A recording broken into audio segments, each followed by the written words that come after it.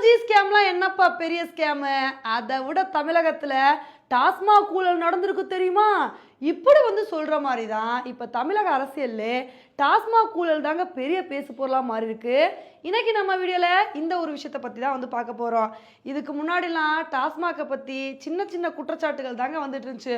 ஒரு பாட்டிலுக்கு 10 ரூபா அதிகமாக வாங்குறாங்கப்பா, இப்படிலாம் பண்ணலாமா அப்படிலாம் பண்ணலாமா அப்படின்னு சும்மா ஜாலியாக தான் டாஸ்மாகை கிண்டல் பண்ணிட்டு இருந்தாங்க. ஆனால் இப்போ சமீபத்தில் மதுபான ஆலைகள்லையும் டாஸ்மாக்லையும் அமலாக்கத்துறை பெரிய சோதனை நடத்தினாங்க. இந்த ஒரு சோதனைக்கு அப்புறம் என்ன தகவல் வந்திருக்கு அப்படின்னா, டாஸ்மாக்ல கிட்டத்தட்ட 1 லட்சம் கோடி அளவுக்கு ஊழல் நடந்திருக்கு. இதனால வருஷத்துக்கு 60,000 கோடி நஷ்டம் ஏற்பட்டிருக்கு அப்படின்னு இந்த மாதிரி அதிர்ச்சிகரமான தகவல் வந்துட்டு இருக்குங்க. இப்போ டாஸ்மாக்ல எப்படி மதுபானங்கள்லாம் விற்கிறாங்க அப்படின்னா, ஃபஸ்ட்டு மதுபான ஆலைகள் கிட்ட இருந்து தமிழக அரசு தான் மதுபானங்களை கொள்முதல் பண்ணுவாங்க. அதுக்கப்புறம் அவங்க சின்ன சின்ன கடைகளுக்கு சப்ளை பண்ணுவாங்க. மதுப்பிரியர்கள் மதுபான கடைகளில் போய் டைரெக்டாக பாட்டில்ஸை வாங்கிக்குவாங்க. இதில் மதுபான கடையில் ஒரு பீர் பாட்டில் 200 விற்கிதுன்னு வச்சுக்கோங்களேன். அதோட ஒரிஜினல் காஸ்ட்டு 80 ரூபா தாங்க. ஆனால் மீத 120 ரூபா தமிழக அரசுக்கு தான் வரி பணமாக போகும். இதில் தான் என்ன ஊழல் நடக்குது அப்படின்னா, இப்போ டாஸ்மாக் கடைகளில் 100 பாட்டில் விற்கிறாங்கன்னு வச்சுக்கோங்களேன். இதில் 40 பாட்டில் தாங்க லீகலாக விற்கிறாங்களாம். மீத உள்ள 60 பாட்டில்ஸ் இல்லீகலாக தான் விற்கிறாங்களாம். அது எப்படி அப்படின்னு தானே யோசிக்கிறீங்க. இப்போ ப்ராசஸ் என்ன?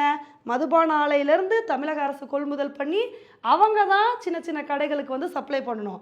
இதில் தான் என்ன ஊழல் நடந்திருக்குதா சொல்கிறாங்க அப்படின்னா, மதுபான ஆலைகளில் இருந்து தமிழக அரசு கிட்ட சரக்கு வராமல் டைரெக்டாக மதுபான கடைகளுக்கு போயிடுச்சு. இப்போ இது மூலமாக என்ன ஆகும்? ஒரு பாட்டிலுக்கு 200 ரூபா விற்கிறாங்க அப்படின்னா, இதில் 120 ரூபா தமிழக அரசுக்கு டேக்ஸ் போகாமல் மொத்த பணமும் மதுபான ஆலைகளுக்கே போயிடுது. அந்த கணக்குப்படி பார்த்தோம் அப்படின்னா ஒரு வருஷத்துக்கு இதனால 60,000 கோடி நஷ்டம் ஏற்பட வாய்ப்பு இருக்குங்க. இப்போ இதை பார்த்துட்டு தான் எல்லாருமே தமிழக அரசு விமர்சனம் பண்ணிட்டு வந்துட்டு இருக்காங்க. என்னப்பா இது, ஆல்ரெடி டாஸ்மாக்ல வருஷத்துக்கு 40,000 கோடி வரைக்கும் வருமானம் வருது. இப்படி இருக்கும்போது 60,000 கோடி நஷ்டம் ஏற்பட வாய்ப்பு இருக்கு. என்னதான் நீங்க பண்ணிட்டு இருக்கீங்க? இவ்வளோ பெரிய ஒரு ஊழல் நடந்திருக்கு அப்படின்னு பல பேர் விமர்சனம் பண்ணிட்டு வந்துட்டு இருக்காங்க.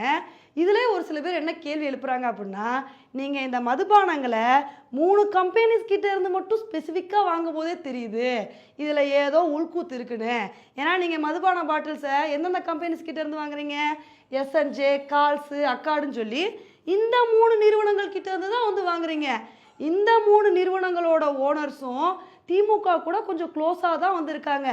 இதெல்லாம் பார்க்கும்போதே தெரியுது டாஸ்மாக்ல பெரிய ஊழல் நடந்திருக்கு அப்படின்னு பல பேர் இந்த ஒரு விஷயத்துக்கு விமர்சனம் பண்ணிட்டு வந்துட்டு இருக்காங்க. ஆனால் இதில் முக்கியமான விஷயம் என்ன அப்படின்னா, தமிழகத்தில் எவ்வளோ பெரிய பிரச்சனை போய்கிட்டு இருக்கு. ஆனால் இதை பற்றி ஒரு விவாதம் கூட நடத்தாமல் இங்கே உள்ள ஊடகங்கள் இருக்கிற இடம் தெரியாமல் இருந்துக்கணும்ப்பா அப்படின்னு சொல்லிட்டு அமைதியாக இருந்துக்கிட்டு இருக்காங்க. இதில் இவங்க அமைதியாக இருந்தால் கூட பரவாயில்ல, இந்த பிரச்சனையை திசை திருப்புற மாதிரி ஆல்ரெடி அறிவிக்கவே போடாமல் இருந்த தொகுதி மறுசீரமைப்பு பிரச்சனையை பற்றி பேசிகிட்டு இருக்காங்க. தொகுதி மறுசீரமைப்பு மட்டும் பண்ணால் தமிழகத்துக்கு இப்படி ஆயிரும். இதனால தான் அனைத்து கட்சி கூட்டம் நடத்திருக்காங்க. கூட்டத்தில் அதை பற்றி டிஸ்கஸ் பண்ணாங்க, இதை பற்றி டிஸ்கஸ் பண்ணாங்க அப்படின்னு ஆகாத பிரச்சனைகளை பற்றி பேசிகிட்டு இருக்காங்க. இப்போ இதுக்கு தான் பாஜகவோட ஆதரவாளர்கள் என்ன மாதிரி விமர்சனத்தை பண்ணிட்டு இருக்காங்கன்னா, இப்போ தான் புரியுது நீங்கள் ஏன் மும்மொழி கல்விக் கொள்கை பிரச்சனையை பற்றி கிரியேட் பண்ணீங்க, அதே மாதிரி இந்த தொகுதி மறுசீரமைப்பு பிரச்சனையை பற்றி பேசுகிறீங்கன்னு. ஏன்னா இந்த பிரச்சனைகள்லாம் நீங்கள் கிரியேட் பண்ணாமல் இருந்தீங்க அப்படின்னா டாஸ்மாக் ஊழல் மக்களுக்கு தெரிஞ்சிடும். உங்களோட வண்டவாளையெல்லாம் தண்டவாளம் மேலே ஏறிடும். அதனால தான் இந்த பிரச்சனையை பற்றி யாரும் பேசிடக்கூடாதுன்னு நீங்களா ஒரு புது பிரச்சனையை கிரியேட் பண்ணி இதை ஊடகங்களை பேச விட்டு வேடிக்கை பார்த்துட்டு இருக்கீங்க. இப்போ புரிஞ்சு போச்சுல உங்கள் கதை அப்படின்னு பாஜகவோட ஆதரவாளர்கள் இந்த மாதிரி கருத்துக்களை பதிவு பண்ணிட்டு வந்துட்டு இருக்காங்க. ஆனால் உண்மையிலே இந்த ஒரு விஷயத்தை சாதாரணமாக எடுத்துக்க கூடாதுங்க. இதை சீரியஸாக தான் பார்க்கணும். ஏன்னா ஒரு வருஷத்துக்கு டாஸ்மாக் மூலமாக 60,000 கோடி நஷ்ட ஈடு ஏற்படுது அப்படின்னா இப்போ இது எவ்வளோ பெரிய விஷயம். இந்த 60,000 கோடி மட்டும் இருந்துச்சுன்னு வச்சுக்கோங்களேன், 10 வருஷத்தில் தமிழகத்தோட கடனை ஈஸியாக அடைச்சிட்டு போயிட்டே இருக்கலாம். ஸோ அந்தளவுக்கு ஒரு மோசமான ஊழல் நடந்திருக்கு அப்படின்னா இப்போ தகவல் வந்துட்டுருக்கு. ஓகே ஃப்ரெண்ட்ஸ், இதை பற்றி நீங்கள் என்ன நினைக்கிறீங்க அப்படின்றத என்னோட கமெண்ட் செக்ஷனில் போடுங்க. இதே மாதிரி இன்னொரு வீடியோவில் உங்களை மீட் பண்ணுறேன். Bye friends.